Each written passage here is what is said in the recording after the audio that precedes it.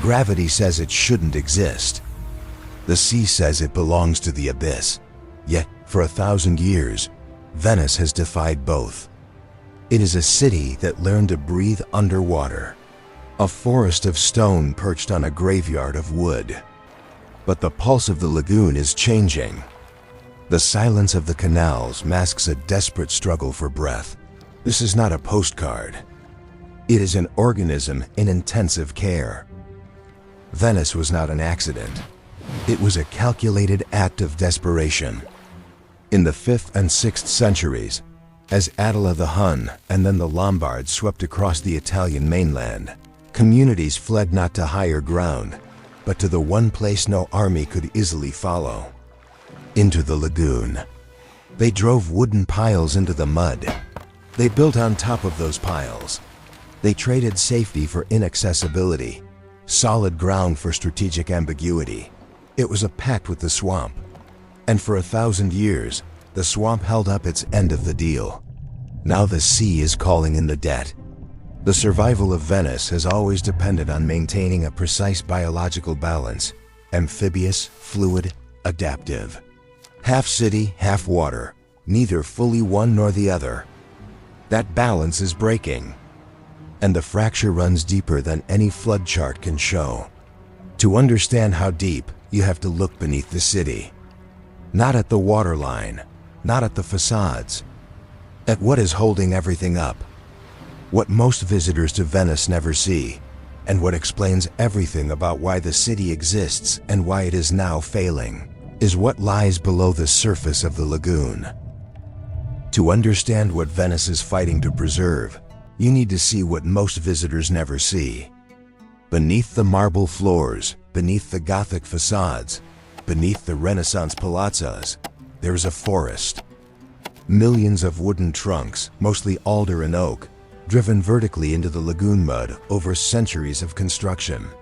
Some estimates suggest the foundations of Venice contain over 10 million individual piles. They were cut in the forests of Slovenia and Istria, floated across the Adriatic, and hammered into the sediment by hand. And here is the biological paradox that made Venice possible. Wood submerged in waterlogged, oxygen-free mud does not rot. It petrifies. Over centuries, the wood mineralizes, becoming something close to stone. The city is not sitting on water. It is sitting on a compressed wooden skeleton that has been slowly turning into rock for 1,000 years. That skeleton was the foundation of everything Venice would become: the trading empire, the naval supremacy, the art, the wealth, the myth. But it was also the first invisible constraint. Build too heavy, and the piles sink. Build too light, and the water wins. Venice was an engineering calculation masquerading as a city. And for several centuries, it ran that calculation better than any other power on earth. Not as a city of palaces and paintings, as a weapon. At its height, Venice was not a beautiful city. It was a weapon. The Arsenale, the great shipyard complex at Venice's eastern end, could produce a fully armed war galley in a single day. One ship in 24 hours from raw timber to combat-ready vessel. No other power on earth could match that industrial output until the 19th century. When the Doge entertained foreign dignitaries, he would take them on a tour of the Arsenale. They would enter at one end while a keel was being laid. By the time they finished the tour, a matter of hours, a completed galley would be launched and provisioned before their eyes.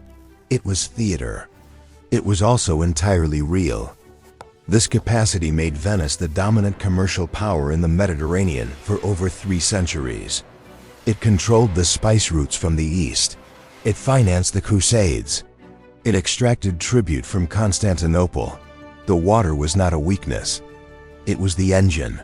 The lagoon filtered access. The tides moved goods.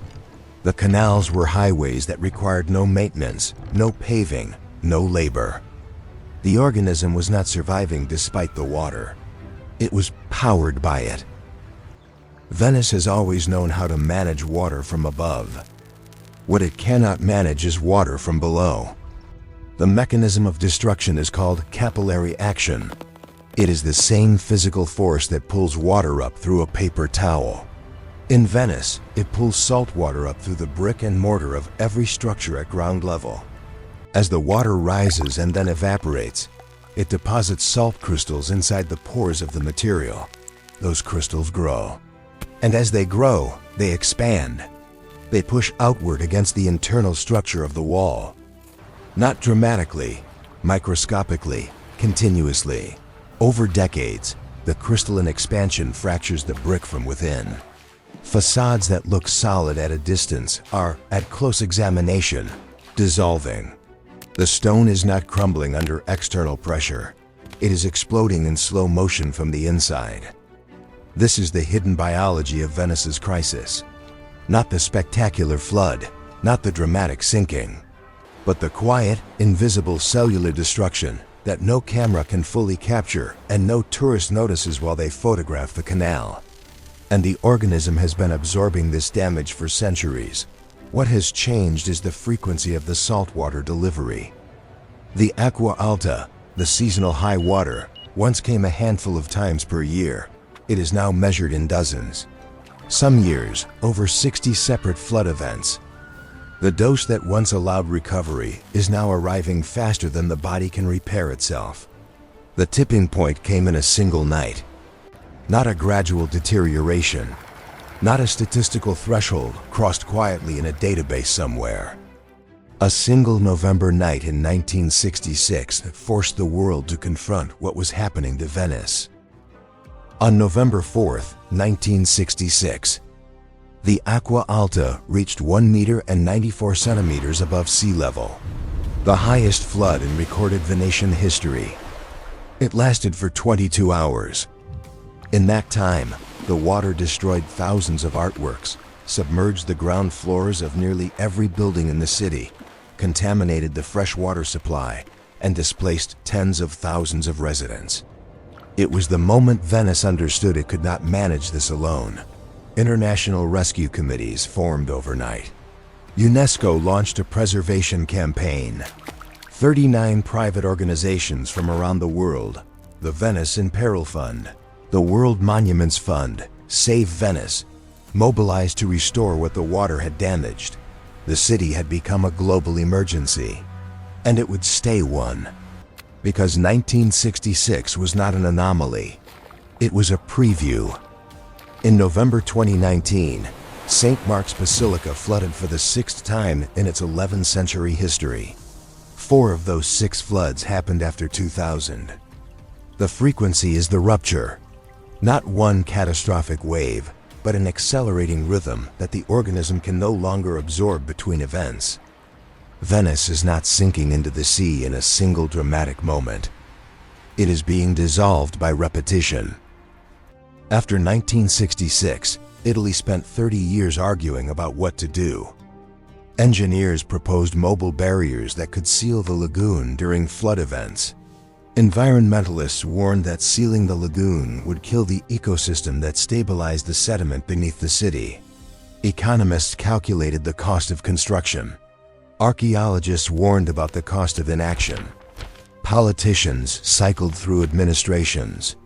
Contracts were debated, canceled, redesigned, awarded, contested, investigated. Corruption investigations shadowed the planning process for decades. While the arguments continued, the floods continued, residents left. In 1950, approximately 170,000 people lived on the islands of Venice. By 2020, that number had fallen below 50,000 and was still declining. The most significant demographic pressure on Venice is not the rising sea. It is the departure of the organism's own cells.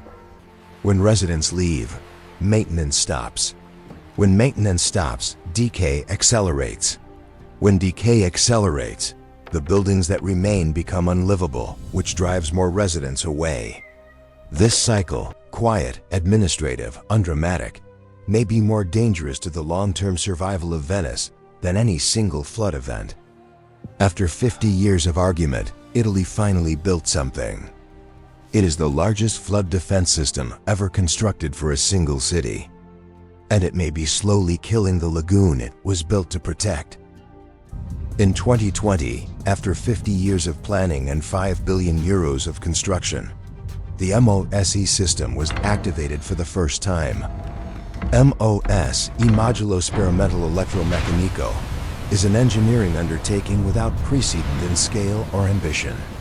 78 hinged steel barriers, each weighing around 300 tons, installed across the 3 inlets where the Adriatic connects to the Venetian lagoon. At rest, they lie flat on the seafloor, invisible, unobtrusive. When a flood event is forecast, compressed air is pumped into the hollow chambers. The barriers rise, the lagoon is sealed. When it works, MOSE is a marvel. In its first operational years, it successfully blocked multiple flood events that would have exceeded critical thresholds. But the system is also a gamble of extraordinary scale. The lagoon of Venice is not static water. It is a living ecosystem, one that has evolved over millennia in dynamic exchange with the Adriatic. Fish breed in its shallows. Sediment is redistributed by tidal flow. Nutrients cycle through its channels. When the barriers close, that exchange stops. And scientists are still studying what happens to the lagoon ecosystem when it is repeatedly isolated from the sea. Venice installed a pacemaker to regulate its heartbeat. But a pacemaker that fires too often begins to harm the organ it was designed to protect. When we look at Venice today, we see 2 simultaneous crises operating at different speeds. The first is geological and climatic. The city sits on compressible sediment that has been subsiding for centuries, accelerated by industrial groundwater extraction in the 20th century. The Adriatic is rising with global sea levels. The combination means Venice is in a slow-motion squeeze from below and above simultaneously. The second crisis is economic. Before the pandemic, Venice received approximately 30 million visitors per year. A city of 50,000 permanent residents, absorbing 600 times its population in annual visitors. The cruise ships that pass through the Giudecca Canal generate wave action that destabilizes the wooden foundations. The foot traffic across the historic bridges is measurably compressing the underlying structure. The economic logic that optimizes the city for tourism simultaneously de-optimizes it for inhabitation. A city without residents is not a city. It is a set. And when the last Venetian families leave, the organism will have survived the sea, survived the floods, survived 1,000 years of pressure, only to be hollowed out by its own success as a destination. That is the question Venice forces us to ask. Not whether a city can survive water, but whether a city can survive becoming the thing the world most wants to see. Across 11 centuries, Venice has survived by doing what no other organism does well. It adapted to instability without ever trying to eliminate it. Other cities built walls against the flood. Venice built with the flood. Other cities extracted resources from their geography. Venice became inseparable from its geography.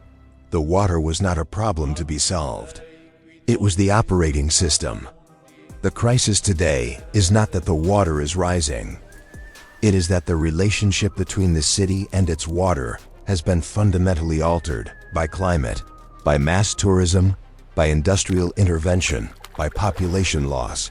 And no single engineering solution can restore a balance that took a millennium to develop. MOSE buys time. Preservation funds restore surfaces. Tourism taxes generate revenue. But none of these interventions address the central biological question. What is Venice if it is no longer inhabited by Venetians? What is the lagoon if it is no longer a living ecosystem? What is the wood if no one remembers what it was built to carry?